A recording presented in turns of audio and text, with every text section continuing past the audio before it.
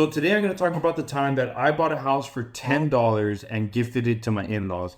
And now what you think, right? It's not a horrible deal. It's not a horrible house, none of that stuff. So the story behind this one is I was putting up a lot of bandit signs at the time, and in the time of putting up a lot of bandit signs, one of my team members actually called me and told me that there was a seller that was interested in selling his property. So I said, fine, set it up. Let's go and look at the property. I went to the house. It was a 3-bedroom, 2-bath, 1,600 roughly square feet. It had an ARV at about 150,000. Now you can see here in talking with the seller, the information that I was able to gather from him is it was a note balance of 62,000. The seller wanted 72,000. So what I heard in my mind is net to seller $10,000, interest rate 4.2. He had an FHA. The note was established at 72,000 on a term of 30 years because it's an FHA and he wrote the whole term. Escrow 450. Now what's important when I do my deal breakdowns, when I'm doing subject to a seller finance, whatever it is I want to know what the note balance is. I want to know what the seller wants. I want to know net to seller. It's very, very important. If you're going to pick up this property subject to seller finance, like whatever it is that you're doing, you want to have the note established, but super important to understand that the note established has nothing to do with the current note balance. And the best way to put it is like, let's say you pull out a car for $20,000, you have the 5-year note, right? In month 1, you still owe the $20,000, but by month 60, you owe the $0. So within that term, right, the note balance is going to be getting lower and lower every time you make your month payment, but your note established is always going to be the same. And what the note established is in this situation is $72,000, or if you want to translate it into cars, $20,000. There's a 4.2 interest rate on this one with an FHA. FHA automatically means, not automatically, but most times, that it's going to be a 30-year term, meaning they have to make the payment for 30 years, right? They're PITI, because it's FHA, and everything that comes with FHA, very important, is the escrow amount. So because it's an FHA loan, I knew it had an escrow. I knew that it's the note established at a 4.2%. So what I did with this information is I get this information, and then I go over to my 10B2 calculator. Let me just find it. So I get my 10B2 calculator. I zero everything out, and the information that you want to put here is the same information. So 72,000 is going to be our present value. Interest rate 4.2%. It was an FHA, so N in the 10B2 calculator is calculated by number of months, not number of years. 12 times 30, 360. So I knew picking up this property, my payment was going to be $352, and this payment is specifically talking about the principal and interest. So in an FHA loan or in even conventional, but conventional you can take out the escrow. But in an FHA loan, it's going to be PITI, principal, interest, taxes, insurance. The PI, so I'm talking literally just the payment a month that's going toward the mortgage company, is going to be $352. So what I do with that information is, okay, now that I know the purchase of the property, I need to know the resale of the property. And I'll get into the story of how I bought it for $10, me giving a monthly payment, structured the deal, and actually was able to give this house to my in-laws. And I'll get into that story too, because when I stole their daughter, which is my girlfriend now, I had told them, I promise you I'll get you a house. I was 23 years old, really had no idea what was going on, but I knew I was already in the seller finance / creative world of real estate. And one of the goals that I told myself is, one, I took my girlfriend without really telling her. We had money saved up from a little marketing business that we were doing for a year. We're making $600 a month. We got all that money. We ended up moving out, and we got the apartment without even telling with her parents or my parents. We just got the apartment, and we took them out to eat that day. And I said, hey, guess what? We're leaving. We're moving out. We're not going to come back home, etc. They were not happy at all. But anyways, in that conversation, the negotiation I had with saying, hey, you know what? For taking your dollar, I'll give you this $10 house. This is the house that we're talking about. This is the house that I got him. But how I negotiated it was pretty interesting, okay? Because this house has an ARV of 160,000. And even better, I'm going to get into how this year I gave myself a challenge to specifically only live off the notes that I have established and created. So I only wanted to live off the equity this year. I didn't want to do any deals. I mean, I'm still doing the coaching and stuff like that, but as far as like any deals, any transactions, I didn't want to do it for the specific reason. If I'm a man of my word who says, hey, we're doing this for the long term so you don't have to work. So this thing had an ARV of 160,000. And I know what you're thinking. Why would he want 72,000 is it has an ARV of 160,000. And of course, that's a very logical question, but for anyone that's been doing this for a longer period of time, you know that this saying reigns true over anything else. People will trade equity for peace of mind any day of the week.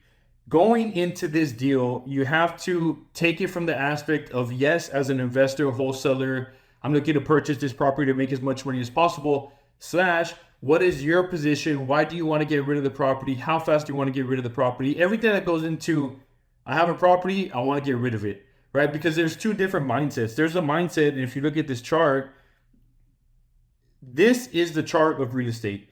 There's a 95% of people that want to sell their property. They can wait. They can get as much money as they like out of the property. And if they can get $100,000 and their house is worth $100,000 all day long. But if their house is worth 160, but they need to sell the property today or tomorrow or whatever, they just want to get it off their books, what can they do? Well, in this situation, they're called the 5% and they're called the need to sell. So this guy fit this very special category of being a need to sell seller who wanted $10,000 walking away. Now, this is right when COVID was happening. So I was actually able to negotiate the deal to put the property under contract. So this is the escrow for $10. And you're going to say, wow, that's crazy. Yes, I literally brought the house for $10 because I was able to actually negotiate the term because I picked up this property subject to / seller finance. So I picked up the term of the $62,000 at a 4.2% rate with the PI of 352. And then of course the TI was roughly, is roughly 850 before I did the whole refinance thing. So my TI was initially $850, which is a really, really good deal. This is almost unheard of, but actually with what's going on in the market right now, the reason I'm making this video is to specifically show you, anyone that's watching this out there, that there are 4.2% interest rates that people will literally give to you if you know how to negotiate property. So I gave this guy $10 to put the property under contract, and I said, hey, what if I give you $1,000 a month for the next 10 months? Now, the reason I used that is I knew he was already getting close to retirement age and he wanted to get rid of the property. He didn't want to deal with it. He didn't want to wait for any more money. He just wanted to sign the contract. He wanted to sell the property. He wanted to get rid of it. I said, fine, this is exactly what I'm here for. I can definitely help you out through the situation. We negotiated, put it under contract for $10. I'll pay you $1,000 a month for the next 10 months. I'll take over your mortgage payment. Don't worry about it. The deed of the property is going to be transferred, but the mortgage is not assumed and none of that stuff. It's a straight seller finance subject to transaction. So I became the owner of this property at 24 years old. And then I actually gave it to my in-laws as soon as I became the owner. I gave it to my in-laws. So now what I did, that was a couple years ago, probably like 3 years ago. What I did in January, because I did give myself the challenge of the year of 2023 to specifically only live off the notes, which is pretty crazy. If anyone out there can do what I did, which is saying, hey, I'm going to put a halt on buying properties, on selling properties, on all of that, and just live off what I did when I was 24 years old and make over 6 figures and work only like 4 or 5 hours a day, maybe if I wanted to. Of course, I'm working more like on the coaching program stuff, but specifically talking about real estate, that is the path I took. And I did it as a challenge to show if you make the right investments and you purchase the right properties, they will do wonders. So what I ended up doing earlier this year, I pulled out, well, actually, it was a refinance, but not really. It was like a private money refinance. So it's not like I didn't get the best deal, if I'm gonna be super honest. I got a 12% rate on it, which is horrible. I know people are gonna, oh my God, you switched it out for a 12% rate, but I did it for the challenge because I'm not really scared about, the money. I could always refinance it. So what I did is I owed $56,000 and I refinanced it, via like private money. I got a loan against the property is what I did. I got a loan against the property for $41,000 or 47, but between $41,000 to $47,000 is what I pulled out of this property. So I still only owe $110,000, like $105 after closing costs. Let's say $110. I owe like $110,000. I'm paying $1,200 a month for the principal and interest. and then of course the tax and insurance. So this whole property roughly comes out to like $1,500 a month, which still isn't bad. And the reason I say that it's not bad is, one, I owe 110, but this property is now worth about 200,000. So I'm sitting on a really good equity because it was worth 160 when I bought it in 2020. Now it's worth easily over $200,000 in this market in these conditions. So the good thing is I was still able to refinance, pull a pretty decent check, and still live off the money while only touching half the equity. This is the beauty of what it really takes to be an investor, what it really takes to be in creative finance, what it really takes to be in this world is the thoughts that you have. Yes, you can put them into play today, but usually you won't see anything happening for like the next 3 or 4 years, if you're lucky. Now, I've been doing this for like 8 years already. I've been in the real estate world for a while. And honestly, I will say the moves that I did 4 years ago are paying dividends today.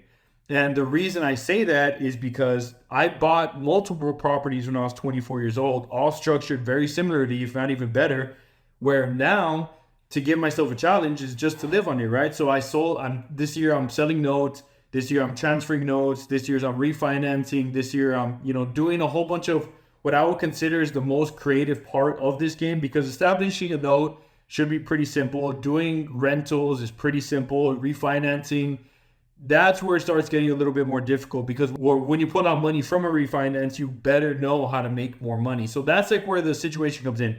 So it's like, I think if anyone out there wants to really put themselves through a challenge and they've been through this whole real estate world as long as I have, or have done anything similar as far as picking up properties and having a little bit of money to move, just because you don't want to work, you want to give yourself a different challenge.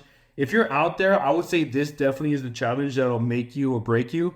Because if you're good enough, you'll be 100% fine because of the way that you're able to structure notes in the beginning, the way, if you learn properly in the beginning, in 3 or 4 years, you will make a lot of money. If you do things improperly in the beginning, which is why I really preach education, why I really preach learning, then, 3 or 4 later, you're in a worse situation than you were when you even bought the properties, if you were in a good situation when you bought the properties.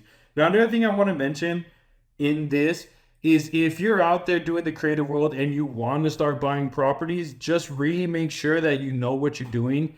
Talk to someone, get the deal analyzed, make sure that you run all your numbers, talk to a couple of different hard money people. Actually, a good tip that I can give you if you're out there, if you have connections to 5 or 6 hard money people, if you even have connections to 1 or 2 hard money people, ask them to analyze the deal to see how much they would give you. And the reason you want to do that is not necessarily to pull money, but if you're not really good at running comparables, or if you really don't know what's going on, having someone who's an expert literally in just lending money to review your property and say, I will lend this much, and you get, let's say you send it to 5 people and all 5 people come back with the number within $10,000, you have a really good idea of what this property is actually worth. So before you go into the process of buying these properties, make sure you do your due diligence to know what your exits are, to know what your purchase is, to know how you're going to hold it, to know how you're going to, if you hold it, how are you going to establish it? Are you going to originate the note? Are you going to have your third-party servicing? Are you going to have your insurance in place? Are you going to have...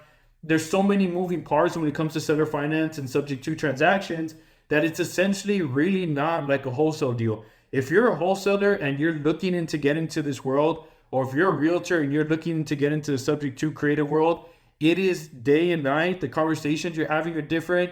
The people that you're selling it to are different. They expect different numbers. They expect different breakdowns. They expect different exits. When you're talking to the seller, they expect different time frames to closing. It's a whole different beast because you're the one that's now in charge of talking to the title company, talking to the mortgage company, talking to the insurance company, talking to the end buyer, talking to the seller, making sure everything's in place. All your documents are signed in order before you close on it. Now you got to go get the note originated. Like, I can go on and make an in-depth video, which I probably will. But the point of this video is, if you're in a situation where you think you're sitting on a goldmine deal like this one, where you could pick up for $10 or $1,000 a month, do it. Do it, and just know that if you do it right, you are going to make a lot of money. Now, I have a lot of other situations that I'll start doing this, this series of videos where I break down as many deals as possible. But what I do want to say, if you do have a deal out there and you want someone to break it down, send me a DM, send me a message. If there's any way where I can help it, I can do one of these breakdown videos for you, show you how I would purchase it, show you how I would exit. I would love to help. So make sure you leave a comment below, send me a DM, whatever it is, let's book a call, let's get on the phone and let's do a deal breakdown. Appreciate y'all.